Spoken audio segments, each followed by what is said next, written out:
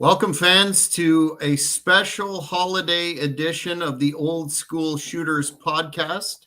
My name is Jack Kilby, Executive Vice President of Great North Wrestling, and we're very pleased to welcome WCW legendary manager and personality amongst many, many other hats, the great Sonny Onoo, who we'll be speaking with today. But I would be remiss if I did not throw to my co-host and partner, the King of Connecticut, who looks particularly festive today in light of the season. How are you doing, King?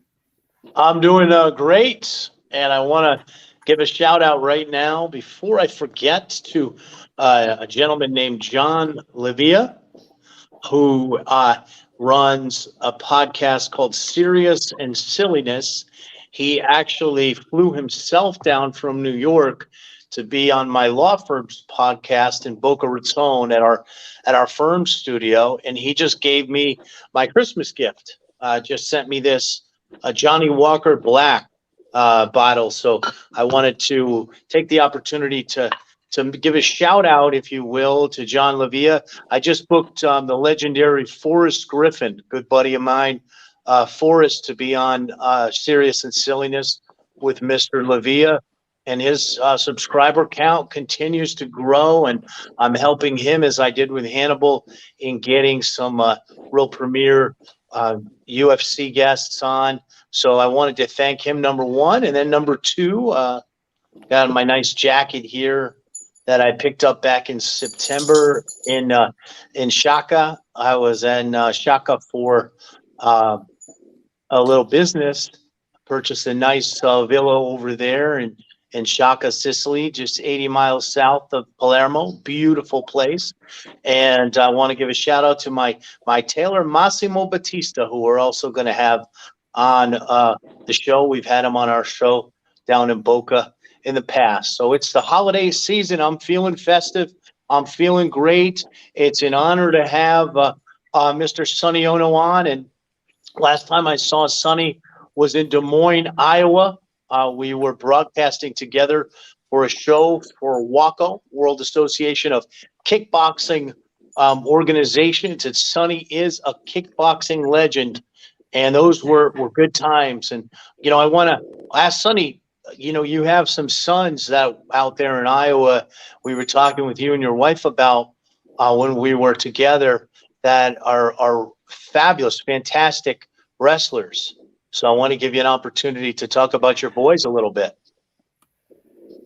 Yeah, I mean, it's what wrestling. I think wrestling is one of the great sports because it's the only martial art taught through the school system.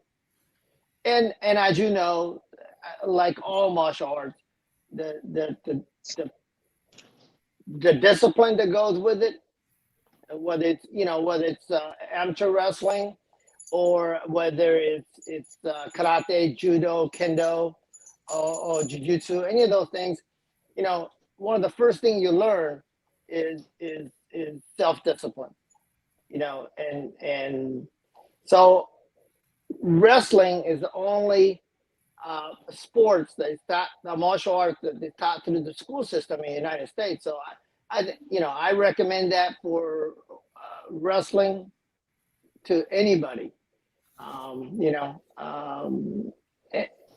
And for my kid, I shouldn't say kid anymore. He's 26 years old now, but his what he learned and become on his senior year, he was runner-up on junior in high school.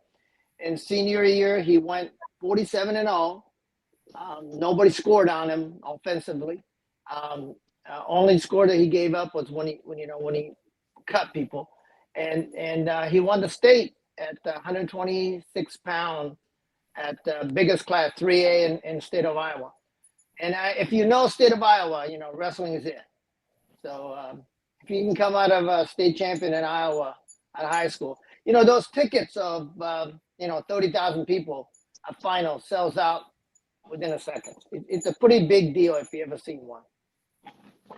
Definitely, Iowa and Oklahoma are the two traditional, wrestling states. Great lineage in the state of Iowa with Dan Gable and going all the way back to Farmer Burns here, with the show with Old School Shooters. And I want to kind of bring that up as a plug.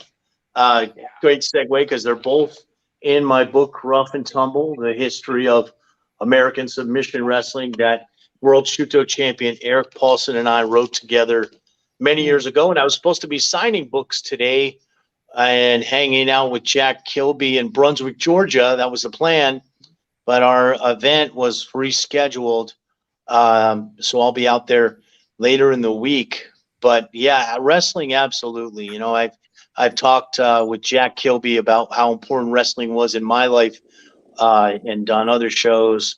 And, Dan Severn was just on the show on the Old School Shooters. And I had Dan down in Boca Raton at our podcast studio. And he was talking about growing up on the farm and the lessons he learned and the lessons he learned on the wrestling mat. And, it's interesting because in our day, as older guys and me growing up, we never really called wrestling a martial art. But I think Dan Severn was one of the guys that was instrumental, here in the States to showing how dominant a martial art, wrestling is. Absolutely. And for those of us wrestlers like myself that had gone into the mixed martial arts after Dan, he was kind of the forefather of that. He was the first high-level wrestler to come into the UFC. And you have such a great background, Sonny, with a PKA and with kickboxing. This is a show that's Old School Shooters. And a lot of times, you may do these wrestling interviews where you talk more about pro wrestling, but we wanted to give you the opportunity to talk about your career overall in martial arts. Well, thank you for mentioning my career, as they say. We were just ahead of our time. For that matter, even Dan Severn. Dan and I was at Cody, Wyoming, where Eric Bischoff lived. Believe it or not, we were there at the Celebrity Golf and MMA event. It was a little fundraiser thing that we went down and hung out with Dan for a few days and went over to Eric's ranch and Mrs. B made us, Eric's really into cooking. So we had one of them Wagyu steaks and it's probably not good for my heart, but anyway, we put, you should see that man can still eat. He is still the beast when it comes to eating. Oh yeah, Eric is such an interesting guy, and that's why I wanted to ask you, because a lot of folks know him just from his on-air persona in WCW. They don't know about his shoot background. Right. Eric and I go back. I mean, one of the reasons I got into wrestling is obviously because of my association with Eric Bischoff. But we were friends in our early 20s. When you were in your early 20s, you guys remember what it was like. We're always sniffing and you're just like a young buck, right? You want to be out there, test yourself, and go out and see. I don't need to tell you what King of Connecticut is like with the ladies, but that's what we're doing. We were just chasing ladies all the time, and whether we were fighting or we're chasing ladies, those are the two things that we did in our early 20s. And Eric, he was an amateur wrestling, collegiate wrestler as well. He blew out his knee, and that's how he got into martial arts up in Minneapolis, and that's how we met, training at the karate school, and we both got into kickboxing, which was way before its time. If you look it up, PK, Professional Karate Association, Don Klein and Joe Corley, and I fought at the bantamweight class. I was fortunate enough to be, ranked number one from, this goes way back now, 75 to about 80, and got to fight some of the toughest guys, and you know, it was fun. But what was for Eric and I was that we would get in the car. We didn't have a lot of money, so we would get in a van or a car and drive. He would drive down from Minneapolis to Iowa, and we'd get in our van and go to Wisconsin, Chicago, North and South Carolina. We loved that Tobacco Road, because there were so many college down there with all the ladies, and we would go down to Florida for U.S. Open, and of course Battle of Atlanta in Georgia, and we would just travel, go to a karate tournament, and once we got ranked, the promoter will fly us to like Long Beach, at Parker Nationals, and a lot of those bigger tournaments. But that's what we did. It was a way for us to get out there and actually fight somebody, and not end up in jail.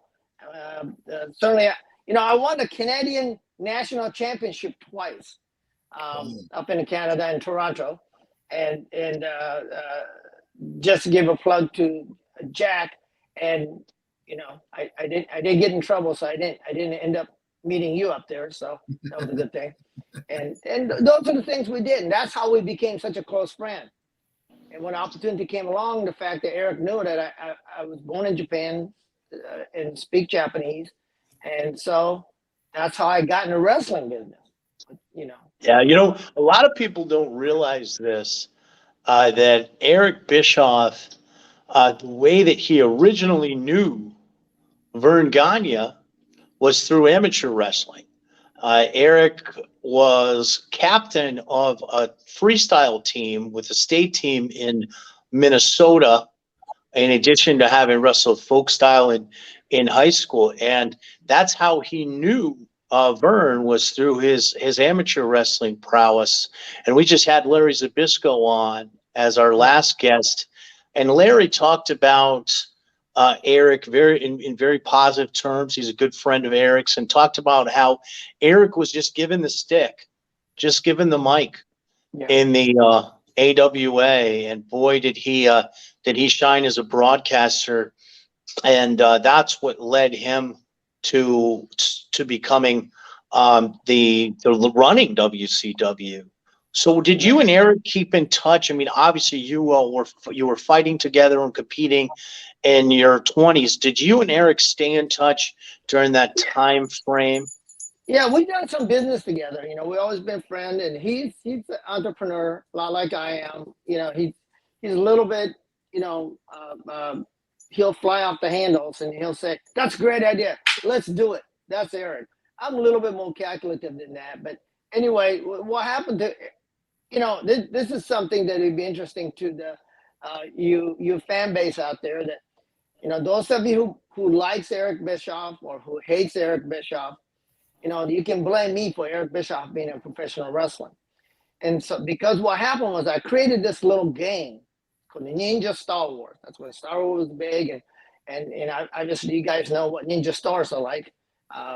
Jack, being in jail, and all the prisoners always making those weapons out there. Shanks, right? Yeah, shanks, right? So Ninja Star is a little full-bladed or all-sided, a little star that you throw like knife. And what happened was I made one of those out of Velcro, and made a vest and a headband that made out of what Velcro would stick to. And if you remember the laser tag games, so this was kind of like low-tech laser tag. We could throw at each other and the thing would stick, and we created the storyline, and, capturing the flags to, fighting each other. That's the game I created. And I went to Eric and I said, "Eric, check this out." He said, "Man, we got to put this on TV." I said, I have no idea how to market the stuff. And Eric did. And Eric said, "We need to put this on television." So I said, "How are we going to do that? We have no money, let alone, we can barely manufacture the deal." He says, "No." He says, let me work on it." And what he did was that Eric went to see AWA, the Vern Gagne, because they were having those syndicated shows that they would sell to like ESPN and TBS. And what they would do is, instead of paying them, they would give them commercial time, airtime. And so Eric went over there and showed them the game and says, "Hey, we want to go in partnership with you. You give us your national airtime, and we'll split the money from the profit, and we'll fulfill the sale." And that's how Eric got his first way into the professional wrestling contact, was through that. And because through that, people at the AWA and Vern and said, "You're a good looking kid. You're in sales. I like how you talk. How'd you like to be our syndicated salesperson?" That's how Eric got into professional wrestling. And how he got to be a announcer was another one of those things that one of the announcer was not available. I won't tell you why he wasn't available, but he wasn't available. They put a jacket on him, gave him a microphone, and says, "All right, go on to interview these guys." That's how Eric Bischoff got on camera. Yeah, yes, Sonny, that's actually the story that Larry told, that Larry Zbyszko told on the last show. And he mentioned the gentleman, his name Larry. His name was Larry too, who didn't show up. But you're given this stick, and you've got to perform. And Eric performed. It's kind of funny if you remember when we did that show together in Des Moines. The ring announcer just quit. After the first fight, and I just took the stick and hosted and tried to. You filled it. Yep, you did a great job. I mean, well, those of us, we're very like, in a sense that hey, show have to go on, right? And that's right. I mean, the King of Connecticut came right through and took the spot, and we went on with the show. And it was the kickboxing was a USA team, I think, was fighting, or they were picking a USA team. I can't quite remember, but kickboxing is still out there. I work with a company called Shuto, which is the oldest MMA kickboxing. Oh yeah. Well, Eric, I mean, Sonny, I've got to tell